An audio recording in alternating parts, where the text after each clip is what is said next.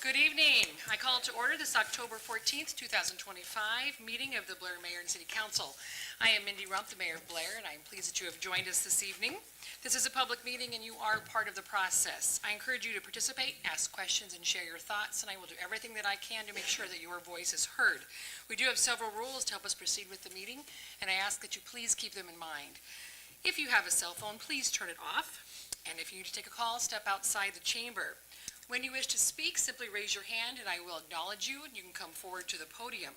Our city clerk must record who you are, so please state your name, spell your last name, and state your address.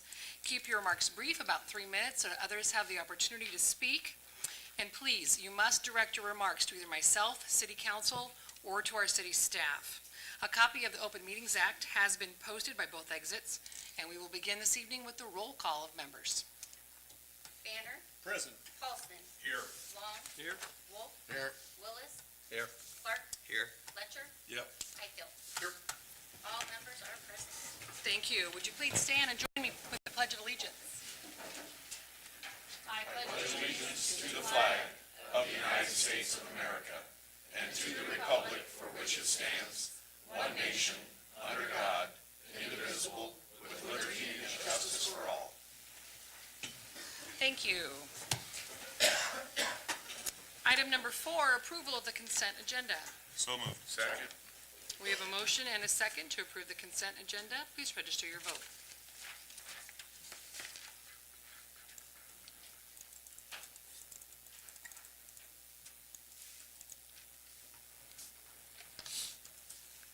All members present voting aye. Motion passes. Item number 5, we'll have a little visit here from Bree Campbell to appear before the Mayor and City Council for a presentation regarding the Nebraska Interscholastic Cycling League mountain bike race that was held at Black Elk Park. The Grasshopper Grand Prix. Is she here? Oh, yay! Yes, we are. Okay. So I've got, instead of doing a presentation, I just have one cheaters here.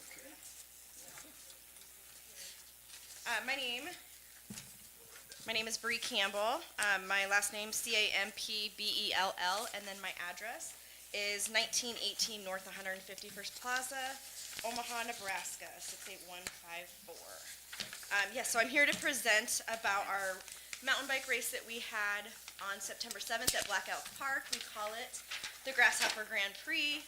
If you've been to that race, you know there's a lot of grasshoppers, and so a lot of us end up taking home grasshoppers with us, so we decided just to embrace it. So every year we get new friends. So I wanted just to present a little bit about our organization, but also our event that we held there. This season is our 6th season in operation, and it's our 4th year racing in Blair. And this year we have 293 athletes and 140 volunteer coaches. And so, and then our whole organization had almost a little over 1,100 trail work hours. So our coaches and our athletes and our families, they participate in trail work days where they volunteer their time to maintain and help build mountain bike trails. And there's some data specifically on this side, the economic impact side for Blair specifically.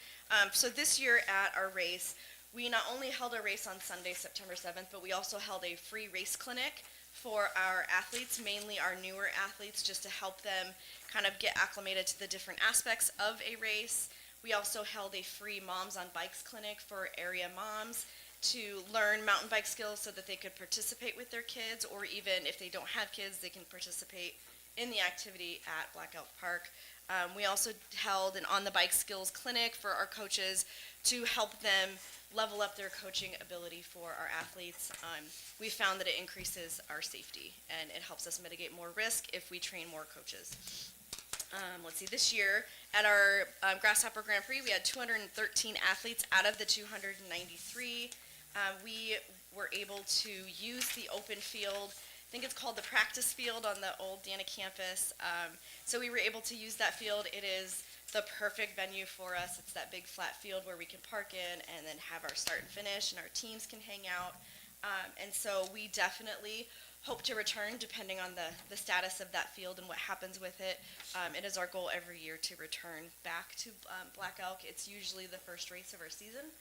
So it's a lot of fun for us to gather in Blair. And so on the economic impact one-sheeter, that shows sort of our economic impact. It's extrapolated. We had only 64 respondents to our economic impact survey, but we extrapolate it to all 213 so that you can kind of see. We found that over 50 is a good enough sample size for us to extrapolate that data. So, and this is all non-local visitors, so we define that as anybody that lives 50 miles or more from Blair. And so that's our data. We very much love coming to Blair. Our community, the Blair community has always welcomed us, and we're really excited. So, any questions? I don't think we have any questions, but thank you for being here, because I was fortunate enough to be able to, they allowed me to sound the horn for the start of a couple of the races, and very thrilling. Thank you very much. I appreciated the honor of being able to do that. Neat program, so positive. It truly is a sport where nobody sits the bench. Exactly. Everybody gets to participate, and you are changing the way youth see Nebraska. It's a lifetime sport. They will continue to do it for life, and it's so incredibly neat to see. Thank you very much for being a part of it. I think you're going to see even more riders because of the Nebraska Devo that started at Black Elk as well, the summer program, the 4-week program. So we're just going to see more riders, and I think you're going to see more explosion on Black Elk Trail too. So Great. Awesome. Thank you. thank you very much, everybody. Thank you. Item number 6, we have a request by Nikki Ferguson to appear before the Mayor and City Council on behalf of the Washington County Chamber of Commerce to request approval for a Chamber Wine Walk event on November 6th, 2025, which would include them applying for 5 to 6 separate special designated liquor licenses. Ms. Ferguson, welcome. Thank you. Nikki Ferguson, Ferguson, 11296 Ramble Ridge Drive, Blair, Nebraska, 68008. Yes, I'm here on behalf of some of our Main Street businesses and both members and non-members that are wanting to do a first wine walk in the community, running it through the Chamber's liquor license that we have, as mentioned, through separate SDLs. Right now, we have 4 businesses that are interested, or that have signed up if this moves forward. Another one on the fence, and then also Blair Meat Market, who has their own, so they would not require an SDL through us. So basically just seeking kind of approval of the concept before we move further in the event. Basically, the event would be on Thursday. It would coincide with Ladies' Day Out, so to speak, at the moment. And each one would have to follow the state laws required by the Liquor Commission for those individual SDLs. So yeah, that's kind of it. We will of course have to go through the state for the approval, and then it would come back to you guys to sign off on that. But so, any questions on? I'm assuming men are welcome to. Yes, and we've actually had conversations about maybe rebranding the existing ladies' night to be more inclusive. You can shop too. Keep it ladies' night, but just make sure that you put out there men are welcome. Anybody would be welcome to purchase a ticket, and it would be a ticketed event. So random people off the street couldn't walk into participating businesses and just take part in the wine. You would have to pre-register, get a ticket, have IDs checked, all the things that go along with that. So, Nikki, I'm assuming that things would be imbibed in the establishment. They would not be walking around with open containers. no, and we have let everyone know we will be sending, if this moves forward, specific rules that are required, obviously, to be followed.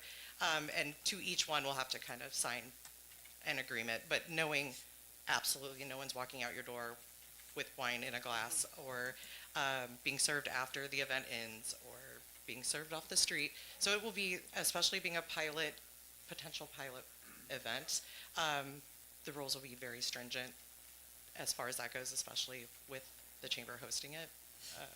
We don't want to take any risks, so. And Nikki, I'm familiar with these being done in different places, but lest anyone's concerned with 5 or 6 different locations, that someone will end up with 5 or 6 full glasses of wine by the time this gets done. You might mention the fact that it's basically about 2 ounces of wine max, in each of your glasses. Right, it is a wine tasting, not a, Yes, yes, thank you. So it's more you go to shop at these locations and you get to try the wine that they are providing as a sample size, not a full. Is there a kind of a theme behind it? I mean, local wines or just their favorite wine? It would probably, obviously, we're always going to push local, and I think that's what a lot of people tend to want to do. I mean, as business owners, they know the importance of supporting local, so I think that would probably be the avenue most would go. But I would be open to that requirement, though, if you know, if that was something required by council. Any other questions for Nikki? Sounds good. Thank you. All right, thank you for your time. Any comments from the public? Having none, how would council like to proceed? Motion to approve the concept of a chamber wine walk and authorization to apply for 5 to 6 special designated liquor licenses needed for this type of event. Second. We have a motion and a second to approve the chamber wine walk. Please register your vote.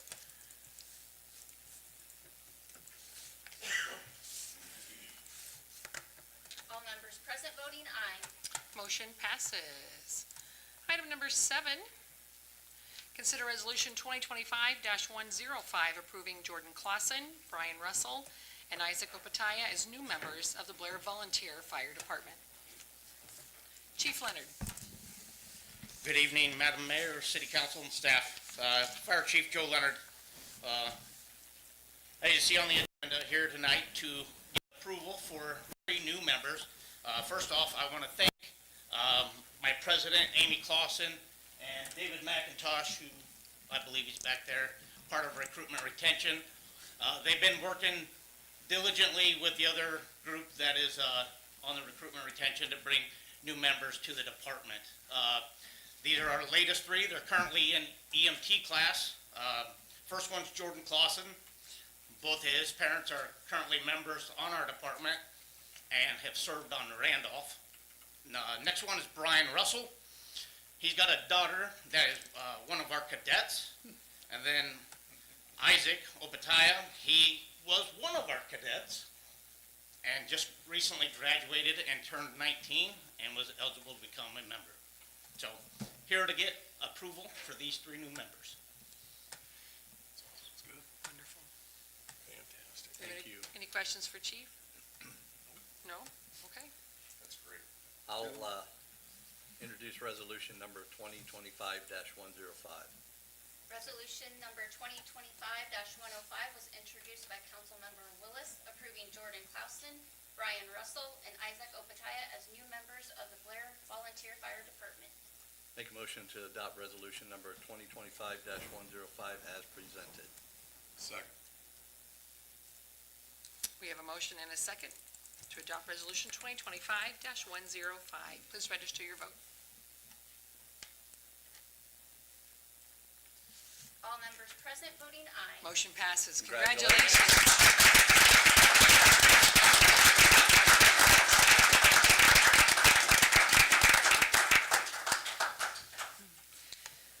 Item number 8, consider resolution 2025-106 approving the revised constitution and bylaws for the Blair Volunteer Fire and Rescue Department. Mr. Barrow. Good evening, Mayor and Council. Aaron Barrow, Deputy City Administrator. On the 2nd of October, the Blair Fire Department had the regular business meeting, and a proposal was made to amend their constitution to allow for an expanded recruiting base. We've seen a big effort on their part to try to build their ranks, and they thought that this would be a good opportunity to do it. At present, their constitution says that new members, transfers from other departments, and ex-volunteers seeking reinstatement must be 19 years of age or older, reside within the 2-mile jurisdiction of the city of Blair, which is depicted in this blue circle right here, and reside within the Blair Rural Fire District. So it really kind of limited where they could be. You know, the Blair Fire District is this kind of gray shaded area right here, and within the 2-mile jurisdiction of Blair. So it was this little slice here of the whole county that they could recruit from. So, what they proposed to do, and actually voted to do, was to strike the phrase "reside within the 2-mile jurisdiction of the city of Blair, Nebraska," and reside or work within the Blair Rural Fire District. So now, once we have your approval for this, anybody who resides or works within the Blair Fire District is eligible to be a volunteer fireman. The fire department voted 22-4 to make this change. Any other questions for Mr. Barrow? So currently, we don't have any members that live outside. Outside the 2-mile jurisdiction or the Blair Fire District. They have to be within the 2-mile and within the fire district. Trying to cast a wider loop. I understand. I'm just a little concerned that someone may live within that territory, or work within that territory, but live considerably further away, and they'd have very limited then ability to respond to calls. Whereas if they live within the boundaries, they're there when on their non-working hours. then- So it's a way to capture people that do work here. Right. You know, it might already be on another fire department, you know, and fully trained. They would need to get with Chief Leonard's team to get the Blair way of things. But Right, yeah, it's a way to capture people that are here already, right. that are already trained and ready to go. Chief Leonard is here and he has a response to your concern. Thank you. Just to kind of speak on that question there, one of the things that we've looked at, and we've tried getting this for years. It was just shot down by previous administration. They will have to follow by our guidelines where they have to meet the certain call requirements, trainings, meetings, and drills, just like that's outlined in our Constitution and bylaws. Okay. So there'll be standards. So, and the one thing I can say, hopefully I got the right button. Is it the top button? So, right now, we have a member that lives right at that blue line. I've had people that live out in this jurisdiction be on our department. We actually have a few people up here in this area that are actually on Herman because they live outside of our district. So, there's a potential that we could recruit some people from up in this area to be responders. And they'll have to respond to our guidelines. So, it's the step that we want to take before we go to what we call a tier 2 was something that we also talked about, where they live outside of the county and would have, so we put that on hold for 6 months. We wanted to see how this area would impact us before we go into that next step. So like even reaching across the river. Oh, okay. Any other questions for Chief Leonard? Thank you, Chief. Thank you. Any comments from the public? Having none, Police and Fire Committee. Yeah, we talked about this and basically a lot of questions Gary just asked, were talked about during the meeting, and the fire department's been talking about a while, and, we've been talking about a while as a committee, and we think it's the right thing to do, as we're trying to get more engagement with our fire department. It's just another way to, help us with that tool. So if there's not any questions, I'd like to make a motion to adopt resolution 2025-106 as presented. Actually, could you introduce it? You know what I'll do first?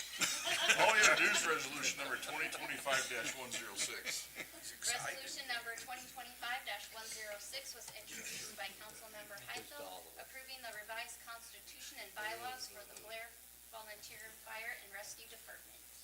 Now, I will make a motion to adopt resolution 2025-106 as presented. Second. We have a motion, a second, to adopt resolution number 2025-106. Please register your vote.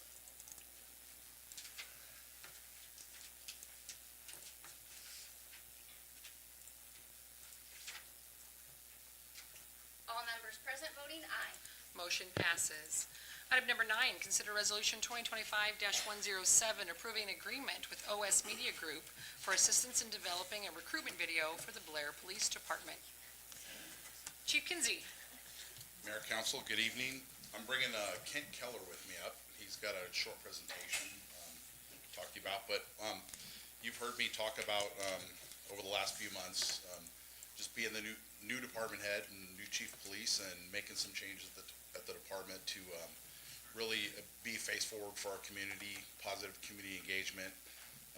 We've talked about recruiting and some of our issues with recruiting. One of the things I looked into early on, I was contacted by Kent and his organization in helping us market Blair Police Department, a reintroduction to the community, building a brand, and targeting lateral and entry-level recruits. So I'm going to turn it over to Kent. He'll just kind of breeze through his little presentation for you. So there you go. You sold it for me, I guess. Hello, Council. Thanks for meeting me. My name's Kent. Nice to meet you. You don't see too many of our names. So this is a little quick presentation we put together. Maybe? Oh, there we go. So I am one of the co-owners of OS Media Group. We are a promotional marketing and branding agency that primarily works with public safety agencies. That comes from my background in law enforcement. I was a cop for almost 12 years in Colorado. I grew up in Ralston. I just didn't like the Midwest growing up. I wanted to get out for a while, but I'm back now. So there's not a lot of agencies that kind of do what we do that have the expertise in both the media and marketing side and also the public safety side.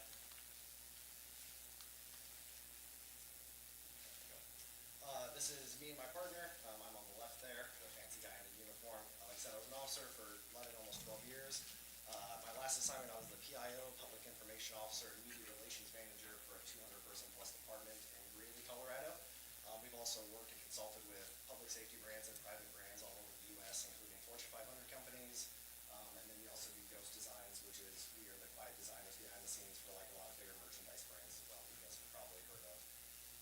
That's my partner Brad. He's my CMO and also the creative side behind all of this. I'm just the mouthpiece.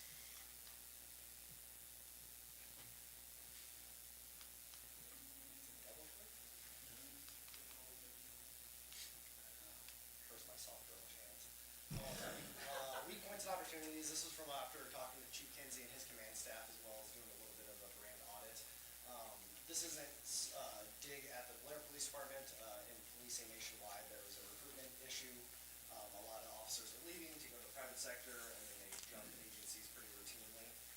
So trouble recruiting candidates, an outdated branding and image, and I know Chief Kinsey and his team worked on that with the update of the patch, which is a super cool thing that they brought on. And then Blair is growing, so I know there's a lot of people that have the perception of a small town, police problems all the time. And so it's a mix of letting your community know that your police agency isn't just a small town agency. They do deal with the bigger problems, but we don't want to scare people and let them think that it's like a bad part of Omaha, because it's certainly not. So your opportunity as the council and the Blair Police Department is to help us elevate the Blair PD brand and get you guys some really good candidates, especially with the improvement of some new positions here.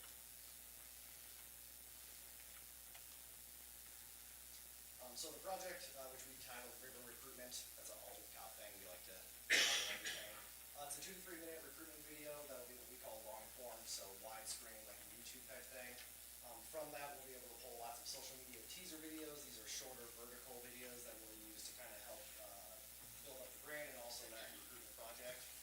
We've also agreed to help Chief Kinsey and his team by taking all the department photos and unit photos, just as a thanks for trusting us with your brand. And then we'll also edit all those, both photos and videos for you, and then put it all together in a package.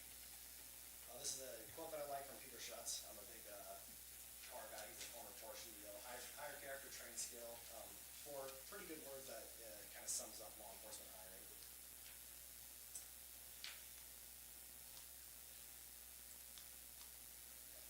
So 4 key aspects of this: the targeted recruitment campaign, the community connection. So you want to show how Blair PD has a great relationship with all the community organizations here. We do that with authentic storytelling, so we don't have to set up a lot of shots. It's usually us riding with the police department, coming to the trainings, and getting them in action. Like Officer Flynn here, he was actually on a traffic stop, which is why I don't have the license plate in there. And these make for way better promotional videos and photos than any stage thing ever could.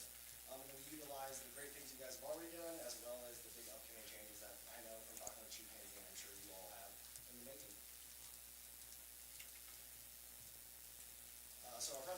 we started last month with kind of talking with Chief Kenzie and discussing what his goals and expectations were. This month, we'll finalize the shoot schedules, locations, and all the good stuff there. We'll actually go into production in October, November, and then by the end of December, you should have everything delivered to the agency. These are just some of the quick photo test shots that we did and edited. So we'll throw these in as far as some print digital advertising, not just the video side, for any kind of pamphlets or anything they want to leave at the agencies or any kind of recruitment fairs.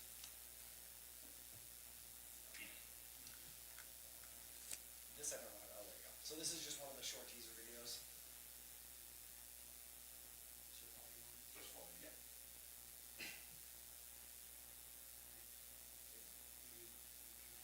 No worries. Oh, sure. Oh, it's a short one, yeah. You gotta watch it a bunch of times.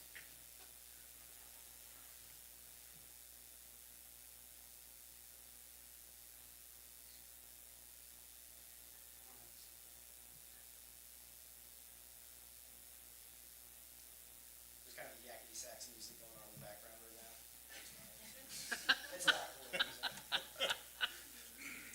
I know what that song is. We'll send you the videos. We'll email you the videos.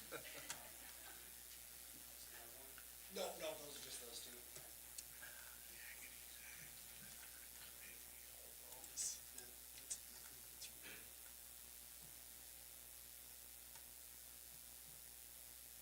Luckily, I had Officer Fong playing with the drone that was pretty close to for a second.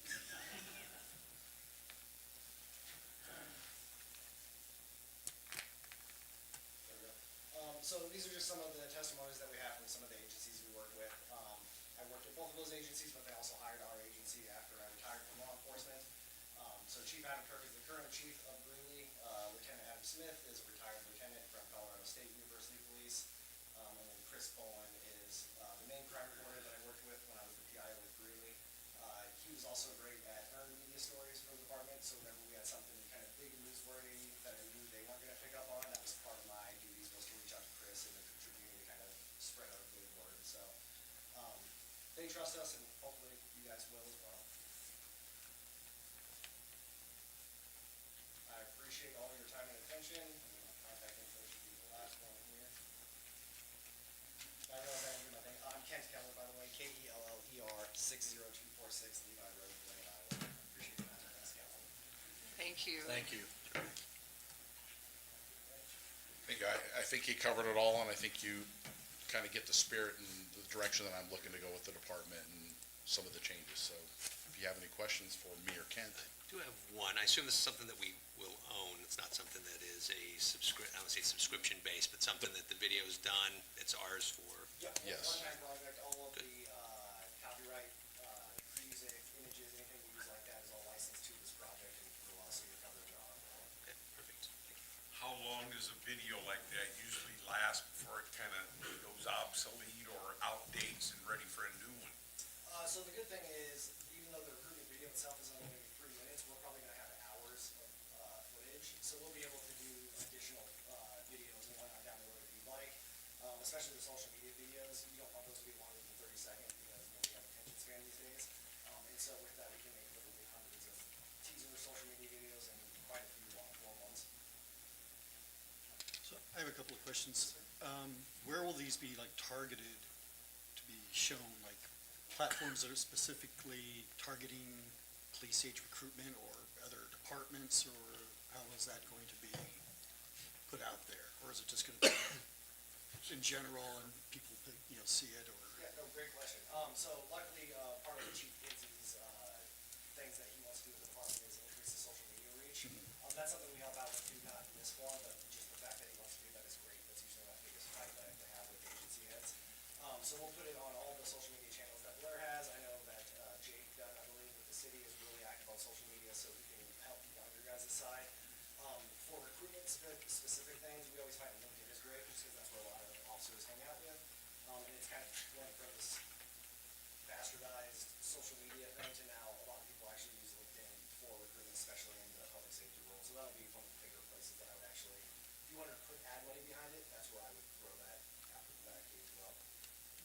And then Chief, would you be able to capture some metrics for like, say, next year? Like how many applications did you get? how many hits did each of these, Yep, something our, like that. our So- data analytics behind the scenes, we're able to pull that from our social media platforms. And with Kent, a lot of his stuff he kind of piggybacks on it. The stuff that we've been putting out is piggyback on it. So we'll be able to get a good idea of what reach we have. And I think ultimately is, when we start seeing those positive community interactions, and people have been already reaching out to me going, man, I saw that on, I put out just one little teaser on two platforms last week, and I was out at the POAN conference in Kearney. People are going, that video was so cool, that's awesome, who's doing it for you? I'm like, I'm not telling you. So, I saw one on the police motorcycle, and I asked, says, when do we have a police motorcycle? yeah, for a while, it just, we didn't have anybody really certified to ride it until, Officer Flynn went to motor school this year, so. Great. Yeah. Awesome. Any other questions? Thank you. Thank you. Any comments from the public? Having none, Police and Fire Committee. We met on this, discussed, and we think with, discussing with Chief Kinsey and stuff, I think it's a good idea, so I would like to introduce Resolution 2025-107. Resolution number 2025-107 was introduced by Councilmember Paulson, approving an agreement with OS Media Group for assistance in developing a recruitment video for the Blair Police Department. I would like to make a motion to adopt Resolution 2025-107 as presented. Second. We have a motion and a second to adopt resolution number 2025-107. Please register your vote.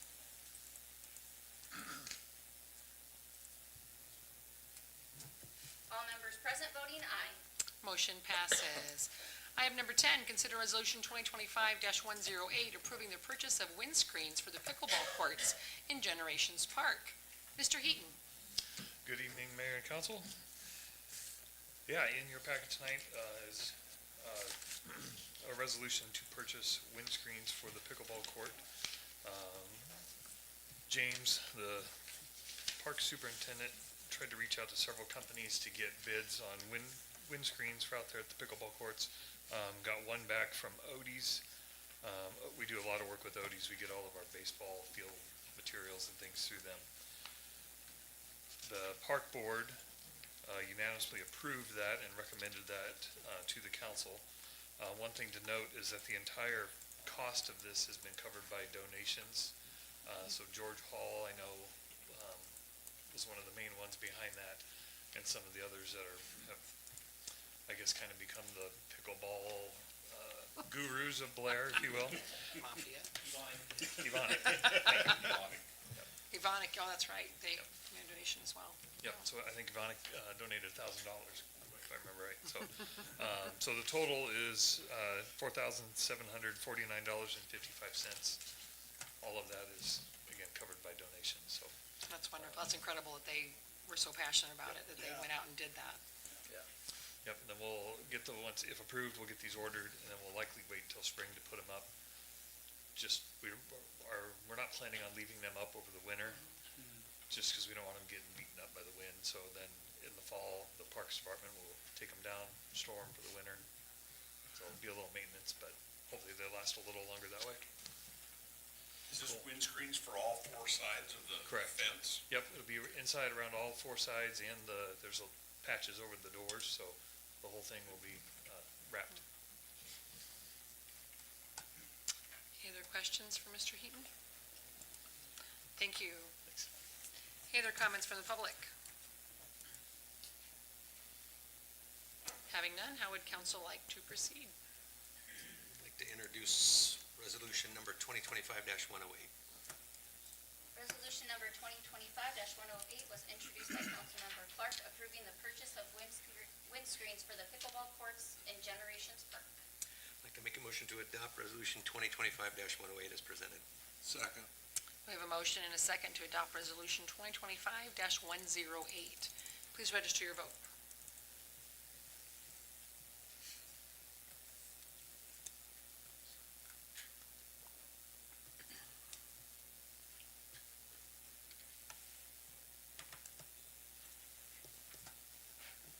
members present voting aye. Excellent. Motion passes. Hey, it's free. Item number 11, consider resolution 2025-109, naming the dog park the Mandy Jo Rounds Memorial Dog Park, and approve the rules and regulations for the dog park. Mr. Eaton. Thank you, Mayor. So yeah, before you are the proposed name and rules for the Mandy Jo Rounds Memorial Dog Park. Again, the park board unanimously approved all of this at their last meeting for your consideration. Just the hours are basically going to be the same as Black Elk Park, 30 minutes before sunrise to 30 minutes after sunset. And then you can see the general rules there. No more than 2 dogs per handler. The owners must remain in the park and always keep their dogs within sight and in control. We ask that the owners pick up their waste, things like that. I don't believe any of these rules kind of double up on what's already in the city ordinances, so the first draft had talked about having your dog on a leash as you walk up to the park. Well, that's already a city ordinance. If you're at the park, regardless if you're at the dog park or at Steyer Park, your dog has to be on a leash, so we tried not to kind of have redundancy in there. Any questions on the name or any of the rules? I have a question on the rules. Do we have to mention in the rules, I know it's part of our ordinances about potential dogs or some breeds out there required to have muzzles? Do we need to put that in this? We just note that aggressive dogs are not allowed. Katie, do you have any opinion on that? Are we defining aggressive? Somebody could have a pit bull and say, oh, he's kind, he wouldn't hurt a flea, that's, I think it should I got a have Chihuahua. specific- Yeah, I was gonna You're not kidding. That muzzle will cover the whole body. I've been bitten by a boxer. Mike Tyson. He does bite. Oh, my gosh. We'll look into that and see if there's any conflict between the two. The muzzling one, yeah, we do have some breeds that I think are required to be muzzled when they're out walking around at all times. I just think as a reminder, it might not be a bad idea. Does the city ordinance list specific breeds that Yes. are known? Do we know what some of the Omaha dog parks, Arlington Dog Park, Fremont, any of them, what they list specific breeds? I don't know, Christie, I'll put you on the spot. Do you know if anyone lists specific breeds? Yeah, I'm not familiar that any of the parks list it, even though their dangerous dog ordinances are very similar to ours. And CJ, one thing I forgot to mention to you that was brought to my attention, the second to the last item in the general dog park guidelines that talks about no food or treats or glass containers. We are planning to have picnic tables that are located inside, so I think it needs to be specified that no dog food, treats. Okay. That was me that brought that up. That was my question, because I wasn't sure. I'm like, do we need picnic tables if food is not allowed in the dog park? But Phil pointed out, he's like, I think it means no dog food. They don't want people feeding their Glad you did, because I dogs. made the same assumption. Because otherwise, I would hope people would want to be able to go up and eat their lunch while they were walking their dog. So, I mean, I don't know, is that what the intent is, Christie? Okay. So maybe just specify no pet food? I didn't know if people didn't want their bologna sandwich to get eaten by another dog. My dog would take that. Eat your lunch at your own risk. Okay. Any other questions for Mr. Heaton? Thank you. Thank Mayor, you. the only other thing I was just gonna Oh. point out is that we're planning a groundbreaking ceremony Monday, the 20th at 2:00 at Black Elk, if anybody wants to come. I think Jake's gonna get something out in the morning. So, just letting you know. Thank you. Any comments from the public? Having none?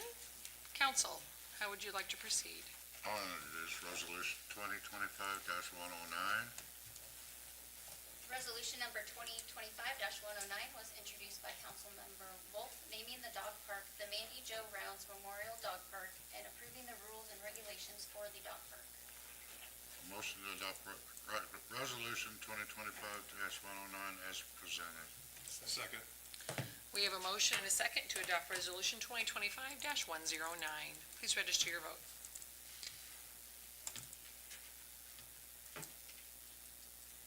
All members present voting aye. Motion passes.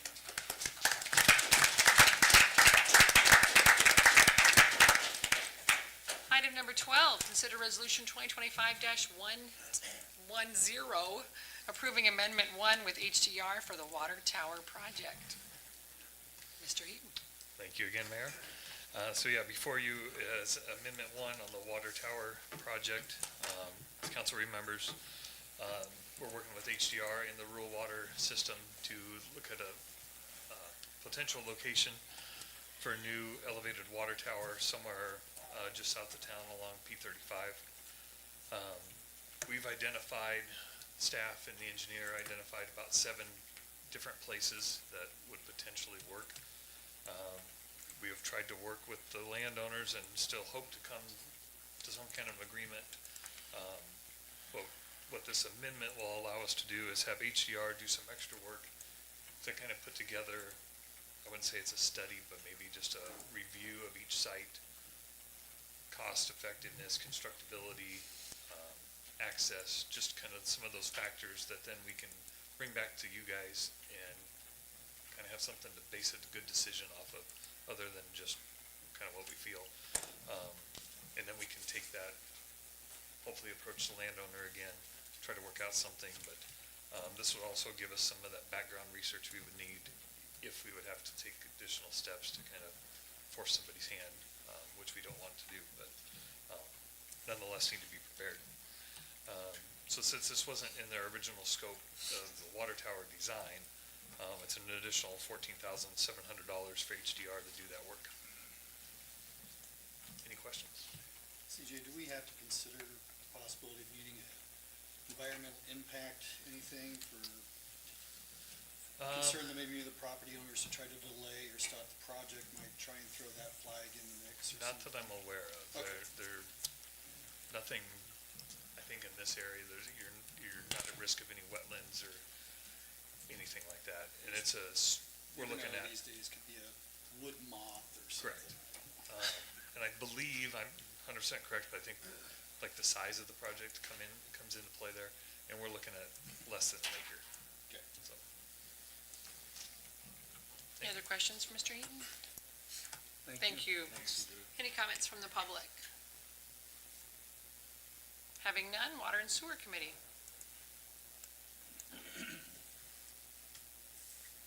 Water and Sewer Committee did meet, and we discussed this, talked about some of the ramifications, what was totally involved with it, getting them to look, like he mentioned.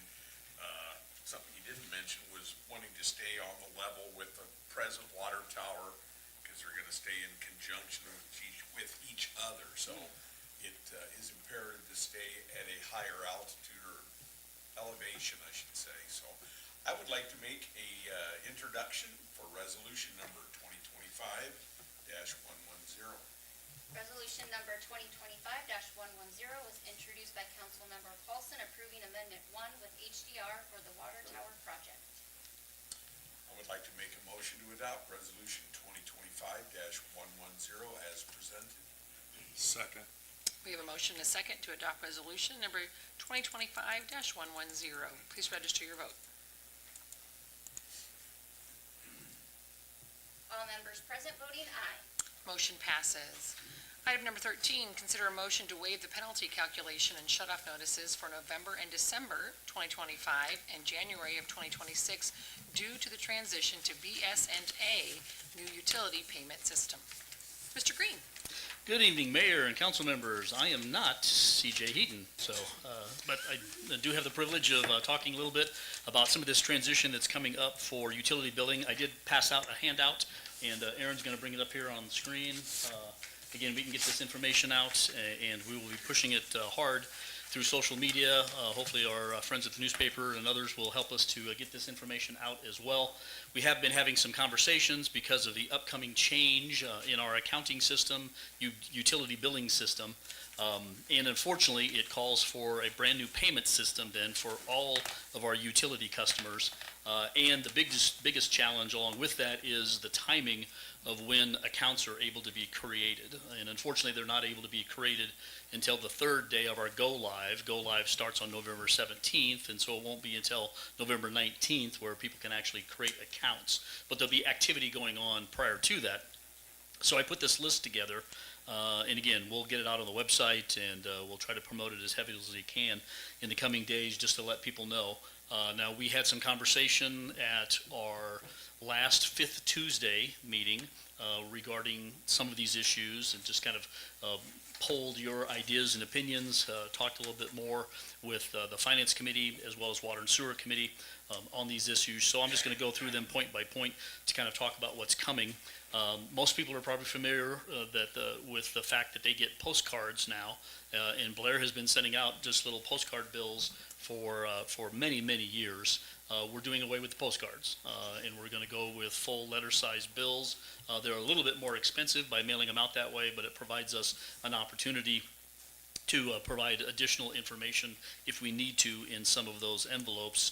Right now, postcard rates are about 61 cents per postcard, and letters go out at 78 cents. So there is a little cost involved, but again, it does give us a better opportunity to interact with those customers that are getting paper bills. Again, one of the things that I'll mention as we continue to look through these issues, though, is you're seeing in the industry for almost any utility or business that is billing things out, a real strong push to go to paperless billing and to have people get their bills through their email or a cell phone link sent to them, and then do their payments that way. So we're going to be, or at least our staff is recommending to you that we would implement something similar to that we would push hard for people to move to paperless bills. And for those who choose not to, that's fine, they can do that, but there will be a cost involved. So, number one, the last postcard utility bill would be sent out during the final week of October. That's the general pattern. At the end of the month, they're billed, and then those payments are due by the 10th of the following month. Number two, final utility payments can be received, though, through the current system only through Thursday, November 6th. It's on the 7th that we have to do a final accounting of our October numbers that are coming in. And then we close out all the numbers, and we have 1 week where we have to literally kind of bank everything, hold on to all of those transactions the following week until that week we go live on the 17th. So final payments through the current system will be, like I said, November 6th. Number three, and this is part of what we had really questioned you about, was because of this transition, we didn't feel like it would be appropriate to have the typical penalty calculations applied for those who don't make payments by the 10th, as well as disconnects at the end of the month for those who haven't paid their bill. Keep in mind, we're not trying to just give people an opportunity to say, hey, there's a couple months here, I don't have to pay my bill, because the time is going to come when that bill is going to become due. So we expect our good customers to continue to pay their bills, but knowing that if because of a snafu with the payment system or something just is misplaced or misunderstood, that we're not going to try to hold that against them. So number three, no penalty for payments received after the 10th of November for that billing that goes out at the end of October. Number four, accounts in the new payment system can begin to be created, as I said, beginning on Wednesday, November 19th, and then no disconnect day at the end of November. Well, also at the end of November, number six is the first new billing from the new system. So the first letter-sized invoice will be mailed to all, and let me stress, all utility customers a few days before Thanksgiving Day. So they're towards the end of November, and along with that invoice or that bill will be a letter explaining exactly what the payment system is, how they can go sign up. Again, some, if they've been watching online on the website, social media, maybe have already created their accounts by that time, and they can go ahead and make that payment right away. But that invoice and letter will go out to everyone at the end of November. Number 7, no penalty again for payments, though, that are received following or after the 10th of December, and then no disconnect day, again, at the end of December as well. We'll be using the month of December, though, to continue to push out through social media and other avenues, encouraging people to get signed up and be ready. And we'll also be very clear with them about the paperless billing and our encouragement with that. So you'll see more of that in this next one, number 9. The second letter-sized invoice will be mailed at the end of December 25 to customers not subscribed to paperless billing. So we hope that by even this time, getting ready for that second letter, some have already subscribed, some have signed up with paperless billing. We won't have to do mailings to them anymore. We'll remind the people that do get the billing, though, that there'll be no charge for that particular month, but we'll include in that letter a reminder that a $5 charge will begin to be added for the February bill that gets mailed out at the end of January. For those who then don't want to switch to paperless, there will be a charge. And again, as we've discussed with you, our recommendation is $5 per monthly bill. Number 10, no penalty for payments received again after the 10th of January, no disconnected day at the end of January, but there will be that next letter then going out at the end of January, which will again remind them of these details. Number 12, the third letter-sized invoice will be mailed at the end of January to customers, again, not subscribed to paperless billing. On that bill will be a $5 charge for not going paperless, and that will continue then each month going forward. Number 13, penalty charges for payments received after the 10th of February will be applied, and then disconnect day will be as normal at the end of February. So in many ways, we've got 3 solid months here to kind of be educating all of our utility customers on what the expectations are, what the opportunities are. There are as many and more payment options that they'll have in front of them. They'll be very similar to the ones that we have now, so if they choose to use a credit card, they can do that, but there's a fee that goes along with that they end up having to pay as well. They can do bank draws, they can do direct payments from banks. There's a variety of different ways that they'll be able to do it. Some have a charge that they get applied to, some are a charge that we eat, but of course, that's all reflected then in the overall rate that we have to charge for utility billings. So one way or another, obviously, everyone's paying for all the processing that needs to be done. Really what I'm asking for you tonight then is to go ahead and kind of bless this scenario, the fact that we're going to away from postcard bills and to the paper billing, and especially authorizing no disconnect and no penalty calculations for those 3 months while we're implementing the system. In Yes, case I missed it, and if I did, I apologize, could you address real quick that people who have auto pay or? That currently do? Yeah, that they will have to. Yeah. So unfortunately, there's no ability for us to transport setups from the current system that people have into this brand-new system. And so what we'll be explaining to them through social media and through that very first letter that we'll be sending out is that everybody has to go onto this new platform. It'll be a new URL online for them to go to, and they'll have to register. They'll use their same account number that they have right now. And obviously it'll be underneath their address, but they'll have to create that account and set up that auto bill paying, even if they're set up with that right now. So, thank you. The auto bill pays will work in November, so that very last bill through the old system that gets mailed out at the end of October will automatically charge them if they're on true auto pay. I think it's on the 5th of November or 6th, it's not one of those dates. And then again, manual payments can still be received into the system for another day or two until this November 6th date. So, thank you for the question. Yes, I Councilman? know this is kind of the 11th hour discussing this, and we've talked about this in various meetings with the sewer and water committees and stuff. But what about I guess the thing that still sticks in my craw, and you can say, or look into it, is that 85-year-old little lady that lives in her house that gets the bill that sure as heck doesn't have a computer. She's gonna pay $5 on a fixed income because she doesn't have anything available to her to pay the bill that way. I'm just wondering if there could be any thought of a certain age bracket, or, I don't know. And again, Open for discussion. council can implement whatever it is you'd like to do as a rate fee. Most people do have a cell phone, and cell phone connectivity is one of the things that can be done here. And so you may not receive it through email, but you can get a text alert that your bill is ready. It'll come with a link that will allow them to go online and check things that way. But obviously, if you would like, we could set up any kind of a, payment system that you feel is appropriate. Is that $5 every month? Yes, Yes. That's a monthly fee? yes. I don't know, I just thought I would throw it out there. I know $5 to me sounds high. When I had ABB FastWire, they were charging like $3.50 a month if you got a paper bill. We went to wireless. But I'm just thinking of the elderly people that don't know how to turn a computer on or don't even know what the internet is. Maybe there's not that many, so I don't know, I'm just throwing it out there for discussion. Well, we talked about it in our meeting last week, the judiciary, full state committee meeting. And, there's gonna be probably some of that, but this does have the option, you can pay with your cell phone. And I'm thinking most people have a cell phone now. And, hopefully somebody can help them. And we can help them here, and I said I could even come in and sit up front and, help people, and we'd probably want you to come help us too, Rick. Maybe not. And, if OPPD is going to smart meters, and if you don't sign up for a smart meter, I think it's $50 a month is what they're charging, isn't that what it is? It's a crazy number if you don't sign up for their smart meters. I mean, there's a cost to this, to the city, for doing it. We kicked around, it should be $3, should be $5.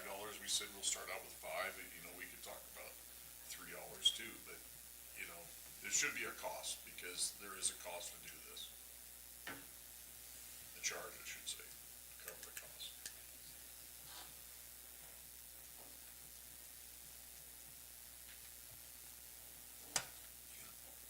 Any comments from the public?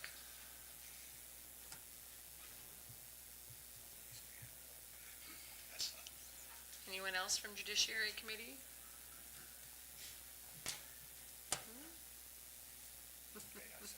How would council like to proceed? Do you want to make any other recommendations? No, I just wanted to say my piece, I guess, that's all. I just feel sorry for the little lady that doesn't have a computer, that's on a fixed income that pays $60 a year for a paper bill. I mean, if they have at a certain age, I know we can't keep track of the ages and all that, but I just, With the technology. could say, hey, once you hit this age, if you want to. I'm assuming that it's probably not that many, but for those that might be in this situation, regardless of age, can there, because I don't think it would be too many. I know our great city employees have a lot to do already, but if someone called in, especially I'm thinking during winter hours, again, say for an example, the 85-year-old lady doesn't want to get out in the snow and maybe she doesn't drive either anymore. Can they call city? Can we set it up to where they could call the city and someone here could manually input a payment? I mean, I can't assume it'd be more than 5 or maybe 10 people a month. Maybe I'm wrong, it'll be hundreds, and then we'll have to come up with another solution. Well, I think they can still come into City Hall and make their payment. It's just their bill. This is the discussion, this is the bill. Yeah, they can opt out of it. Obviously, if people choose to still get a paper bill, they can pay for it a wide variety of different ways, including the drop-off box. And so if people preferred that with a paper check, they can still drop that off. They can still come into City Hall for that. We're more than willing to help them get that initial account created online, even if they don't have a computer themselves. If they do have a cell phone, obviously cell phones these days all have access online. We can help kind of show them on their phone how that feature works. If they're comfortable, we can help set it up for bill pay, and it'll automatically get paid for them, and that way they don't even have to worry about it. And we're planning on sending out these first bills and stuff, something that tells them all the different ways that they can make that payment, so that way Yeah, they that can. very first letter that goes out in November will have all that information in it. See, Phil, you had the number on who is currently not on the auto bill. I mean, households for the city. I think Sarah had that number. Yeah, I was gonna say, it was brought to our attention. See, it was more than you, Yeah, it was substantial. I think Six or we roughly have 3,500 accounts, something like that. And it was probably 1,300 to 1,400 that are on bill pay right now, or some kind of a paperless billing system. quite a bit more, so having them call in would not be conducive. It would Yeah. I was just trying to think. True, yeah, if it was a smaller amount, but. Yeah, and I honestly think, we're creatures of habit, I'm the same way. I would continue to get a bill if it didn't cost me anything, because I'm just used to that. Once you realize that, well, it is gonna cost me something, do I really need that bill? Because I generally look at most of them just online, or at least I pay attention, or even more, I just set them up as auto bill pay, and then I wonder 5 months from now, how much have I paid for my water bill? I mean, it just kind of happens. So people fall into those kind of habits. Yep, and currently there is no fee, correct, for the direct bill that we are on right now? Yeah, right now, we don't charge anything for those who don't go paperless. So this will shift, hopefully, a lot of those people that haven't done it. Right, so in many ways, and we talked about this that fifth Tuesday, that the default really going forward is going to be paperless. That's what you need to go to if you don't want to have to be charged anything. I think it'd be a good idea after a year to revisit this.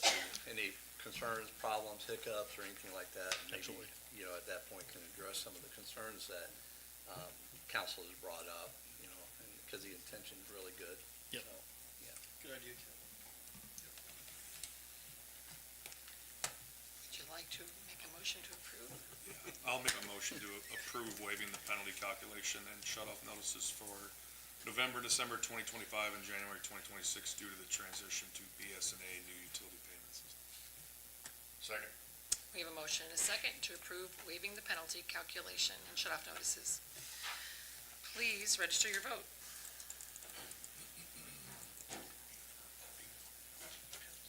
All members present voting aye. Motion passes. Item number 14, consider resolution 2025-111 for the purchase of, is it Placer? or Placer. Blosser? Placer, Placer, yeah. Placer AI from Placer Labs, Inc. for the purchase and use of mapping software. Thank you, Mayor. With me is Mike Rooks, Executive Director for Gateway Development Corporation. We're just going to talk a little bit about this particular platform, really is what it is. It's an online research platform called Placer AI. Basically, Placer AI is a research tool that uses publicly available cell phone data to allow you to do analysis based on locations. This is the software that we had used a couple years ago when we were presenting to the citizens the additional half-cent sales tax and letting them know that the Walmart here in town at that point in time, that at any one point in time, almost 75% to 80% of the people that were there came from somewhere else besides Blair. That was because of this research platform. So it's able to take, what they do is consolidate all of this cell phone data that's constantly being collected by all the different cell phone companies. They purchase that data, so there's a cost involved with that for them to be able to do that. They aggregate all of that. It's non-personalized data. And so even though they track my phone and they track your phone as a phone, they don't know it's mine, and they don't know it's yours. They just know it's a person, and they know that the city in which you live in. And so therefore, they're able to do all kinds of research things, like we can use it for road and street and highway estimations on how busy are certain intersections, and over a certain period of time, how many vehicles, or at least cell phones, would travel through there. Now, obviously, sometimes there's one person in a car, sometimes there's multiple people, so you're estimating how many bodies are going through at a particular place over a particular time. You can do it for individual businesses. I know Aaron, when he was testing out some things, one of the things that he had done was the grain scale at the Cargill, and just trying to estimate where do all of the people that come in at that particular location come from, and it showed a map of about a 300-mile radius of where people are coming in from and bringing grain to that particular facility. So it's that kind of research that we can use. This is a tool, and I'll let Mike speak for himself though, that Mike has been talking about for some time, wanting to utilize. The contract that you have before you is the city of Blair with Placer AI. As a governmental entity, we get it at a little bit of a discount, but then we're able to make Mike and Gateway Development Corporation a registered agent or an acting agent on our behalf, and therefore he's going to have his own login and be able to utilize it there to do similar kind of research for the city. So Mike, why don't you talk from an economic development perspective about the benefits that you see? Well, first of all, when Bill and Aaron brought this up, I was very excited because I've been looking into this program for probably 4 years now. The biggest thing that I would that Gateway and even the chamber would be using this for is site selection. So bringing in retail, you know, they are looking for traffic counts. They're looking for foot traffic. Hey, when is it busy here, here, here? For our night market, that we had 250 plus people there, we could actually prove that with this data. We can type in that date, put a circle around it, and say how many people were there based off cell phone data. So that's a really good thing. But all these pieces can come back to help a new restaurant, a new retailer. They can see where the pull's coming from, and this will give them more solid data to actually want to pull that trigger and buy that building downtown. That's a really big thing. And this is, like Phil said, we did this when I did my retail analysis, and we figured out that our retail trade area is 32,000 people, not just in Blair, but from all the surroundings. So we took Family Fare, Walgreens, and Walmart, and just saw where everyone was coming from. And you could see that. And the cool part also is, you can see where they're there, but where do they go before and after? Because it's, all that data is in there. So you can see that piece of it. Also in here, it talks about, based on Blair's demographics and everything, you can compare to other cities around the country. So, hey, another community with 8,000, what restaurants do they have? Are they seeing? And then they will pull up those restaurants, and we can even start going after some of those franchises that way. So it's another really good tool that I believe the Chamber and Gateway can use to help local businesses that are currently here, but also recruit new businesses as well. Is this a subscription? Or just like It's an annual they subscription. aggregate data and then we just create a parameter to access it?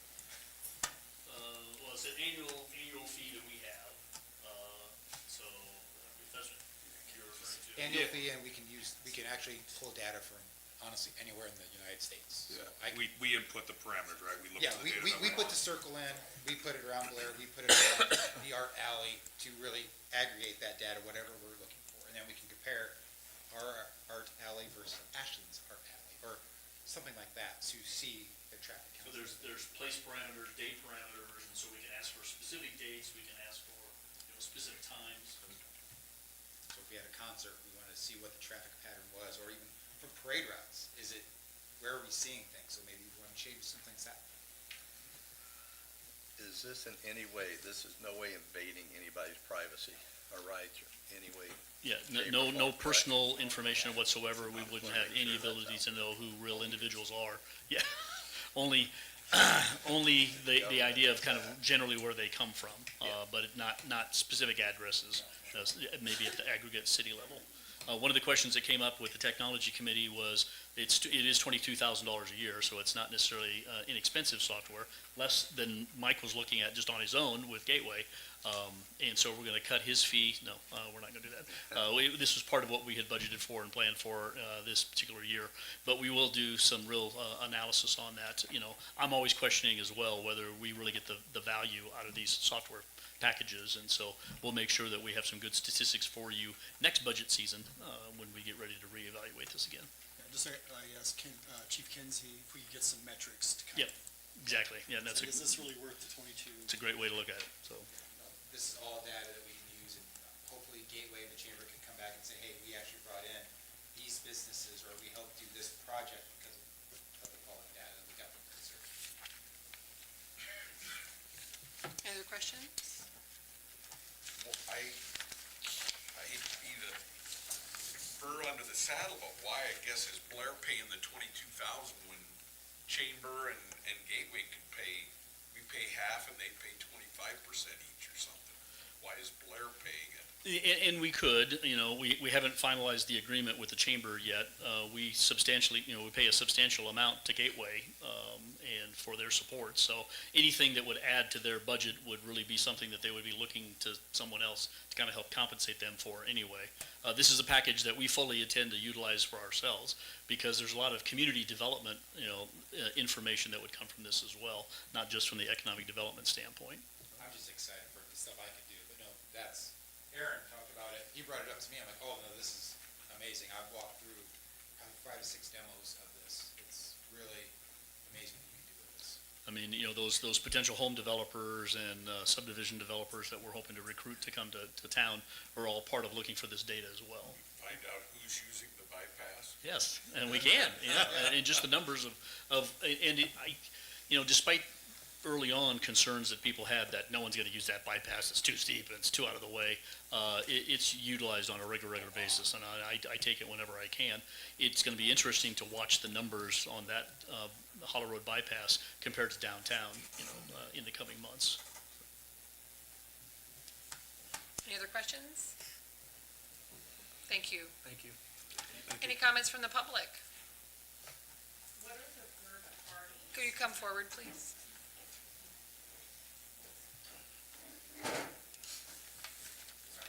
That's all right.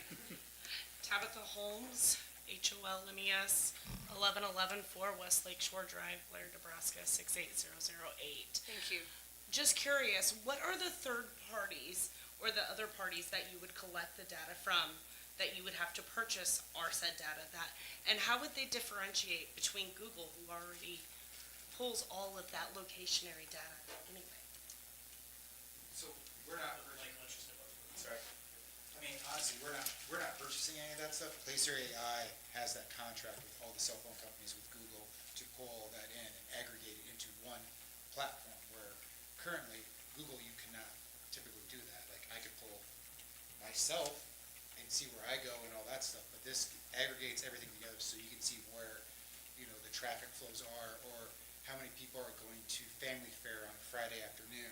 So maybe you want to do a market in that parking lot then, because that's when the traffic is always there. So you're looking more at a specification of time and place travel? Yes. Yes, yeah, we're not looking at where are you. No. No, but that's what we're looking at. So we're looking at time and place travel and just traffic counts, so we can turn around and talk, at least from an economic development standpoint. We could talk to a franchise of Arby's. No, we're not. But just an example, we could talk about that. Yeah. So social media. how does the information that you gather then differentiate from the maps or the directions, information you can get off of Google itself? Because it can give you the traffic estimation during that time that you're looking wherever you're trying to go. But this gives you a lot more robust data about where they're going before, going after, and the demographics as far as, hey.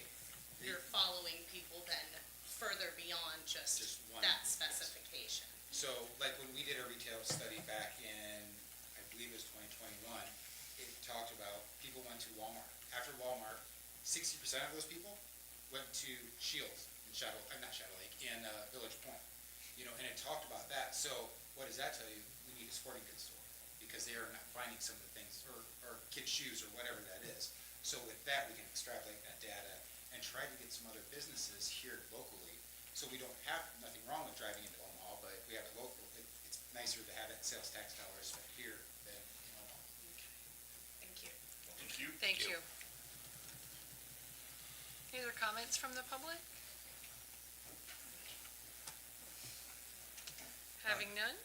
One more time. I just want to make sure, okay, that we're not taking any information or following a person. You're talking about cell phone. That is all washed out. And sorry. I apologize, Mayor. I can give you this, I can find the statistics, I don't have them on me, but there is probably, I would say, 10,000 communities that use this right now.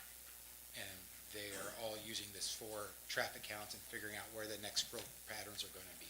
But no, When it comes to that individual aggregate data, we're not even able to download No. that data from them. They only give it to us in Give the you a dot. aggregate amount. And so we may know that, again, from a certain location, people are going here, people are going there, but we don't have the ability to download that data. No, it's Tim. Or even It's- try to begin to identify who those people might be. it's a group of people.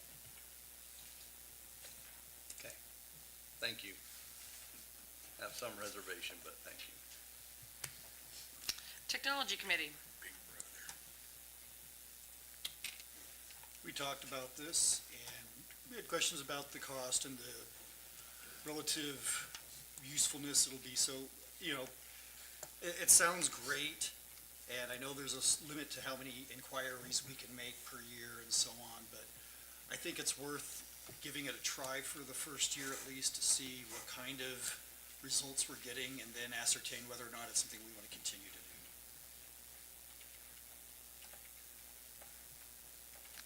And with that said, I'd like to make a motion to introduce resolution number 2025-111. Resolution number 2025-111 was introduced by Councilmember Banner for the purchase of Placer AI from Placer Labs, Inc. for the purchase and use of mapping software. I'd like to make a motion to adopt the resolution number 2025-111 as presented. We have a motion and a second to adopt resolution number 2025-111. Please register your vote.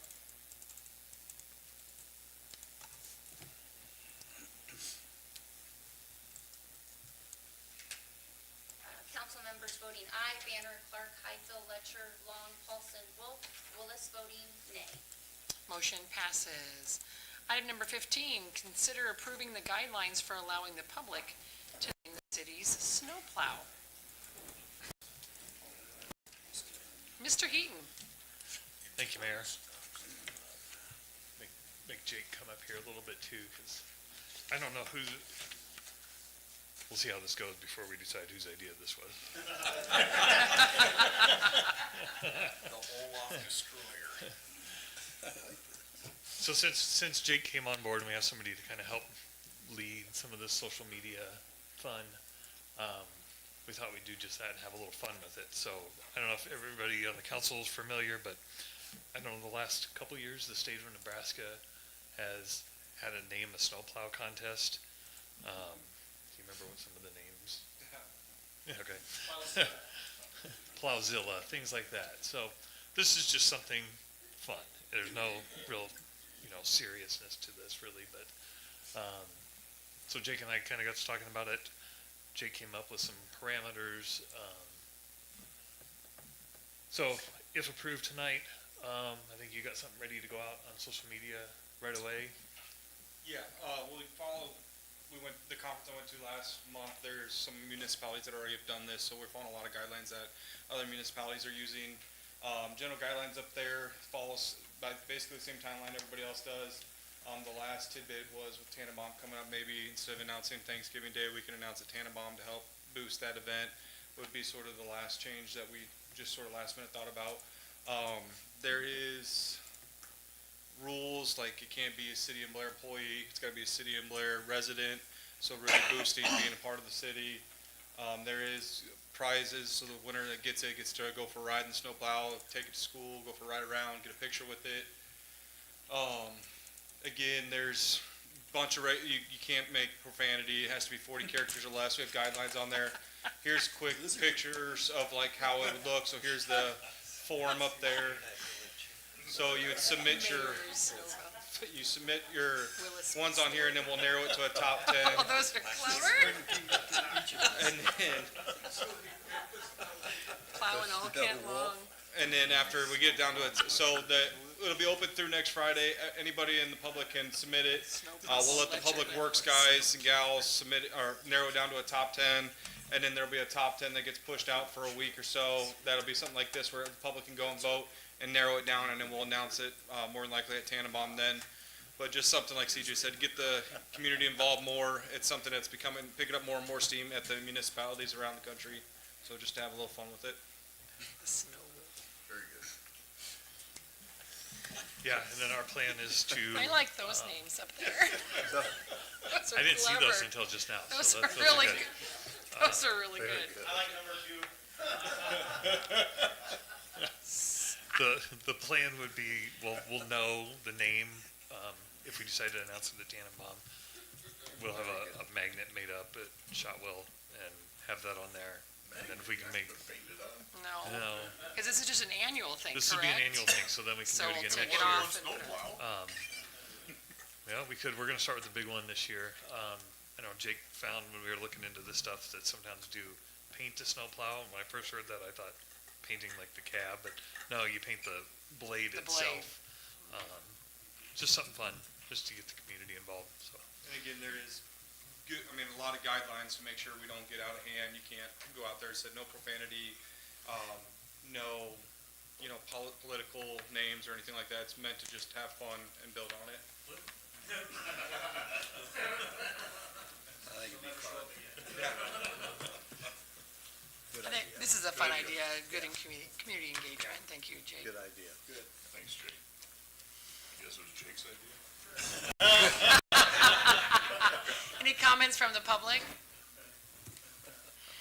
Transportation Committee. We discussed it, and yeah, it's a great idea involving the community. So no other questions. I'd like to make a motion to approve the guidelines for allowing the public to name the city's snowplow. Second. We have a motion and a second to approve guidelines for naming the snowplow. Please register your vote. Do we only have one snowplow? We're just doing the big one this It's a year. big one. I've ridden in the big All one. members present voting aye. Motion passes. Item number 16, Social Media Research Statistics Report. Come on back up, Mr. Dunn. I'll make it pretty quick, so just wanted to show some of the good work we're doing out there on social media. Little job security and throw it in there, but just to really highlight, so. Once you're done, you're done. Yeah. So platforms are out there, so if anybody's not aware, so we are on Facebook, Instagram, X, LinkedIn, Truth, and then we started with YouTube. We haven't built it up much. Some of the stats here on the sideline, so on the side here, so we have views. So that's the number of times that our content out there was displayed, meaning like they looked at the picture, they played the video.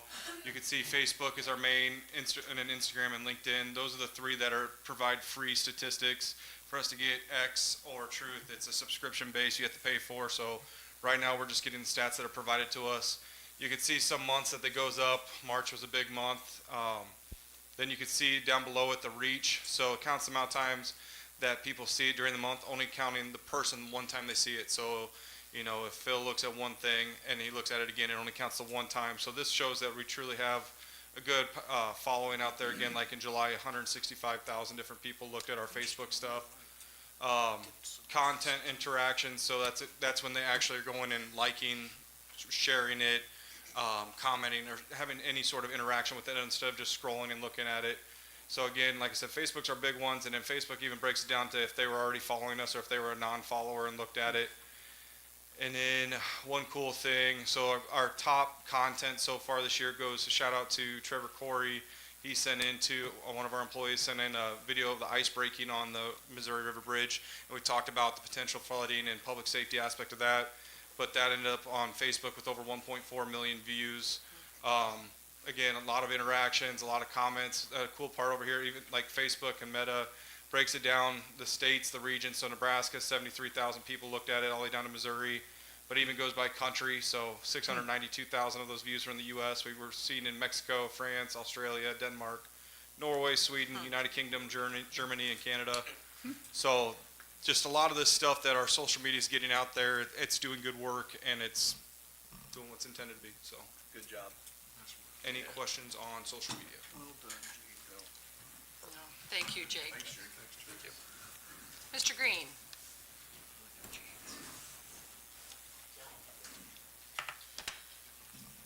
Excellent job, Jake. I will say this too. I happened to be on X last night and had noticed on the city's account that we have 300 followers. Keep in mind when he got hired, you know, I don't know, it's not even been a year, has it? Yeah, January will be a year. We had 3 followers at that point in time, and that was because I convinced my mom to sign up and create an account for her so that we could have more than 2. So, I mean, he's done a fantastic job, and lots of people have been following, and that just translates into us being able to get information out to the public right away and know that when he posts something that people are going to be watching. So greatly appreciate all the hard work he's been doing. Well, it is, I talked to CJ earlier today. It's our hope that the traffic signal over at Highway 75 gets installed. Oh, sorry, never mind. That one was done. I should take that off my list. Okay. Well, yeah, sorry. I'm finalizing the budget right now. No, sorry, that one got done too. So this is the time of year I love because we get past lots of things. and life begins to get back to normal. Now, normal for us is still pretty busy, but life is getting back to normal, and so I really appreciate that. Staff is really busy right now with advertising and interviewing for the various positions and interviewing applicants for those open positions and the new positions that you have authorized us to pursue. So we hope to get some of those hired still this month and several more by the end of the year. As discussed earlier, the implementation of our new accounting and building permit and utility billing system is right around the corner. Again, November 17th is go live, which means there's lots of interactions that we're having right now with the vendor, lots of final configuration details that are going on. So that really will be the focus of our efforts over these next 4 to 6 weeks. Finally, just wanted to let you know that the remodeling that's taking place over at the Community Development Annex building is going well. It's full bore, probably halfway done at least with the electrical. Most of the interior carpentry work is done. They're starting now on the front ramp. If you haven't noticed, there's a concrete pad that our guys had poured over there recently. That's for 2 ADA stalls, 1 van accessible, 1 regular accessible, that's going to be located right off of the parking lot over there. So our goal is to be done either by the end of October or that first week of November, and then the plan is to work with the furniture company to get these cubicles out of here so that when we're ready for Tannenbaum, those things are all moved and we're back at City Hall. Once we get that moved and the guys out of the big room up front, we'll start the process of getting an actual conference room back together again. So we're very, very excited to have some of those opportunities, and I just want to thank you for your good support for the staff. Any questions that you have for me? Thank you. Thank you. Do we have a motion to adjourn? Like to propose a motion? Oh, hang on. Sorry. We had one picture. I had promised that we would do a little bit of update to you and to the public on the incident that happened last week here at 16th and Park Street. Unfortunate accident where a young man on a powered scooter was hit as he was crossing here. So we did have an after-action review with several members of the police department, fire and city staff, and then the transportation committee met. I think part of the concern that some of the citizens have been expressing is whether some of these new calming devices that we've installed played in any kind of role in that incident. And I really don't think that they did. Based on the information that we have right now, and we still have a few more interviews to do, especially with the 2 boys that were involved.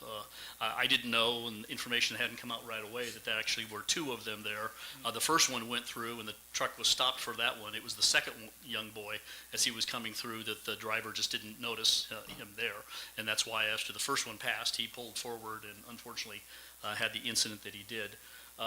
We don't believe that any, again, of these calming devices impacted that at all, but we will be doing a bigger push with our social media in the coming days, reminding people about the etiquette when it comes to crosswalks. This is not a stop sign. This is a marked crosswalk, and what they should do in those particular situations. Obviously, if you notice anyone nearby on the sides, you should slow down and be prepared to stop and allow them to cross safely. Likewise, if you're about ready to want to go across that crosswalk, I think it's important for adults and young people to understand that make yourself present. Don't hide and don't come up to it quickly. If you're on some kind of a motorized or bicycle or something like that, slow down and be prepared to stop. You're never quite sure what that vehicle might do that's in the street, but you do end up with the right-of-way, and act like you do. Because unfortunately, what I see oftentimes is everyone tries to out-nice each other. And so I'll stop and let you go, even though I should have the right-of-way. And sometimes we see adults who try to wave kids on across the street, even though they really shouldn't be doing that if it's not in a crosswalk area. So you just always have to be careful, try to follow the rules and follow the procedures. This particular intersection, we did have 2 center aisle markers. We have removed this up front one. Number one, it just increases the radius turn area that's there on the street, and so it makes it a little bit easier if you're doing a left-hand turn there. But that may be confusing people just because of the 2 different signs that are located there. This one, I think, also has a marker on the top that says school. That may be confusing people as well, because they may think, well, this is only true during school hours, and if it's later at night, school's not in, so therefore I don't have to obey this sign, or I do have to obey this sign. So if that's the case, we'll either dismantle that, take the school piece off, maybe we'll put some yellow tape over it, something like that. But we will be doing an education campaign to try to help people to understand what's going on. Sometimes little things like having this ahead sign, even though it's right located at the location where the crossing is, can be confusing as well. So we'll probably end up getting another crosswalk sign, post it down here with the word ahead, and leave this one as just the indicator, because you usually do have a sign like that marking the crossing as well as whatever might be inside. So we'll try to make some improvements, but we're trying to learn from these lessons. The calming devices do exactly what they're intended to do. They cause people to stop and think and usually slow down so that they make sure that they don't do something that would be inappropriate. And that's what they're intended to do. They're intended to make people slow down. So any questions on that issue? Yes? 16th and Jackson, something was said, I know, in one of the reports. Yeah, which is up here. Yes, the next one. On the east side, there are construction cones there, and something was said about people thinking, is it a construction zone? Or Yep. I know they were marking on both sides of the sidewalk where there is not a place to fasten those calming devices. Okay, and we'll take a look at that. Are those going to be replaced with concrete? We are, that I don't know. Well, yeah, these cones here, we're changing to yellow. Yes. Now, but the question is up at Jackson, was there some construction that was going on? They're putting the bases and stuff together. Yes, all right. Okay. So, but he's correct, there were cones just to keep people, I think, from running over where they were getting ready to put the bases. With the base, okay, yeah. Yeah, so we've kind of understood that, the orange, the orange bollards are somewhat confusing because people think construction. So we're in the process of replacing all those here and up at Deerfield with yellow ones instead. Are they reflective? There is a reflective band on them. Yeah, the colors themselves are not reflective, but those reflective bands are on there. And again, all of these are designed that if you did hit them with a vehicle, they agitate and rotate a little bit and flop over. Okay, thank you. Thank you. Mr. Banner. Now I'd like to propose a motion to adjourn this meeting of the Blair City Council. Second. We have a motion, a second to adjourn. Please vote. I promise these high school boys to come out early. So sorry. Lucky you guys, man. This is a short. Go ahead and come on up, guys. Who needs to vote? Did everybody vote? Not vote? No. Kent needs to vote. Kent. Man, I seconded it too, didn't I? There you go. I thought you had protection, maybe.